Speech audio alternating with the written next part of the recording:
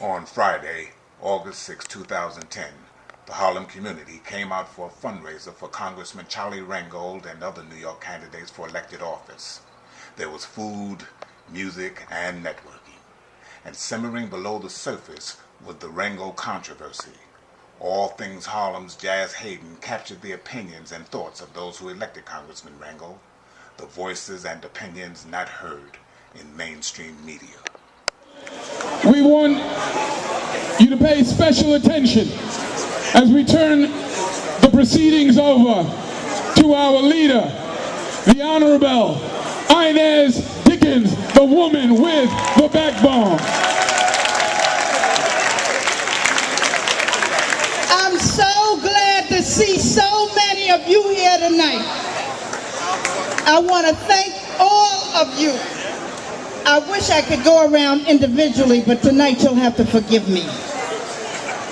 But the truth of it is that we come together. Democrats come together because we work together, we stay united so that Democrats win everywhere.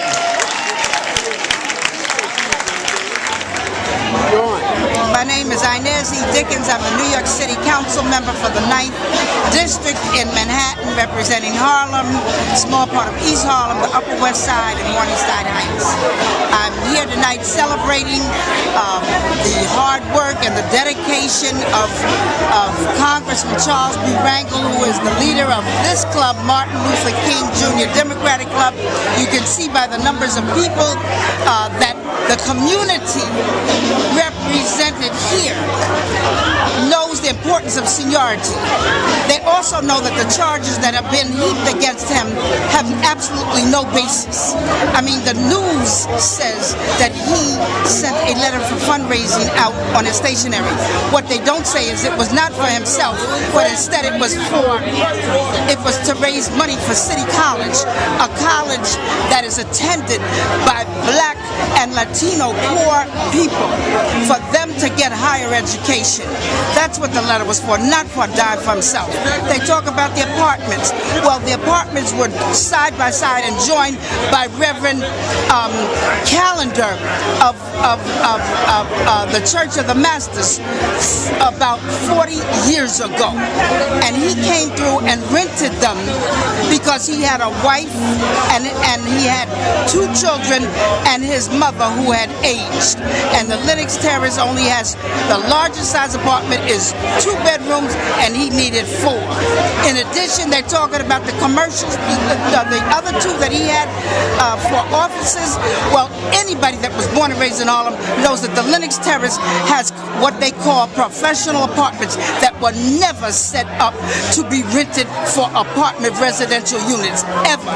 And the reason that was because when the Lenox Terrace was built in 1959, Black people couldn't rent commercial spaces below 110th Street.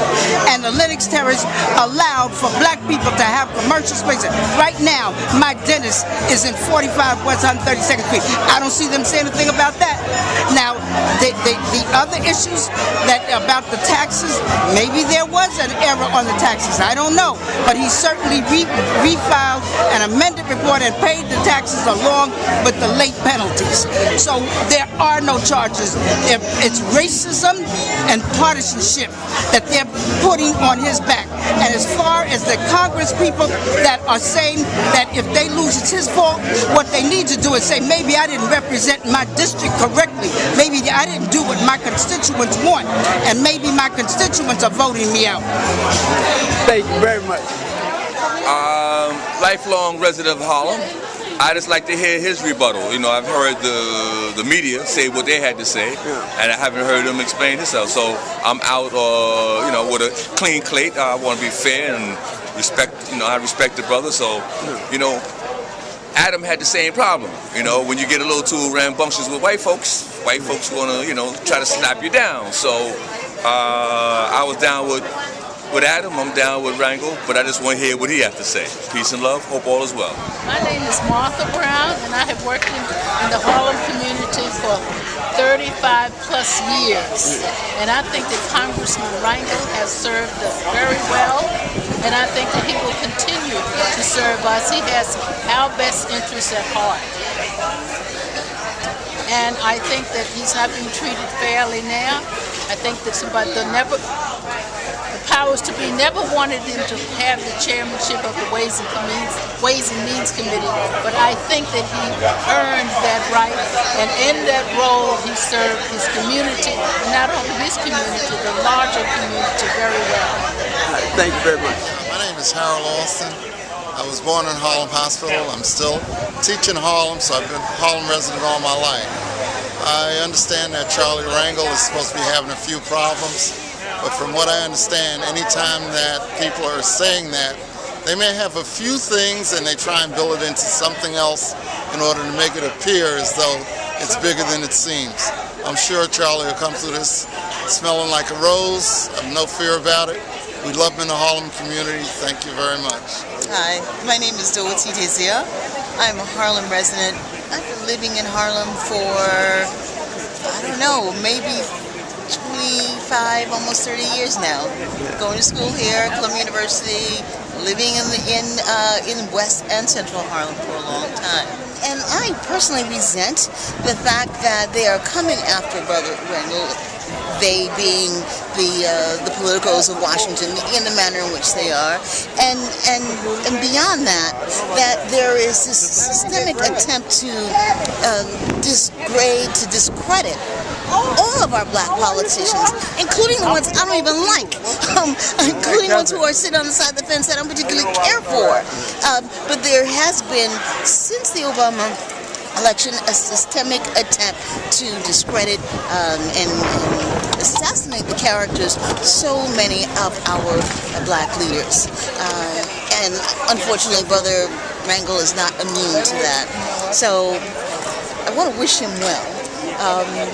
I support him in spirit, and hope he can get through this unscathed. But more importantly, I hope our community understands the complexity of these issues and how we need to continue fighting.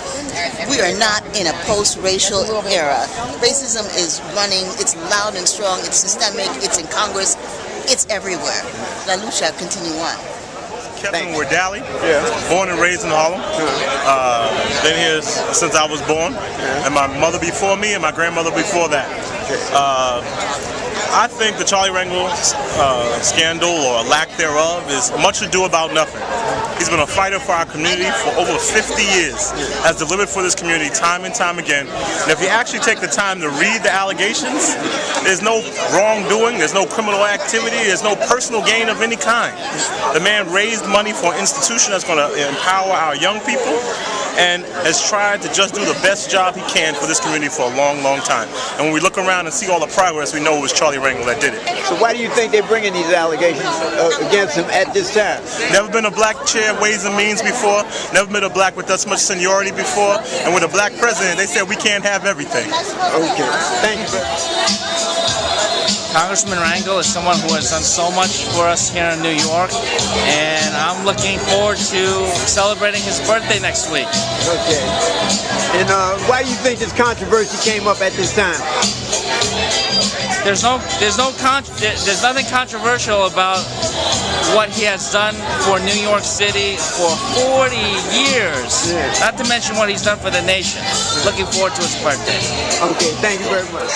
Hi, my name is Aziza Hurston, and I'm a 40-year Harlemite.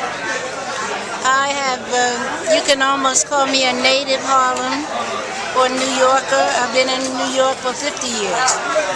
And Charlie Rangel is one of the few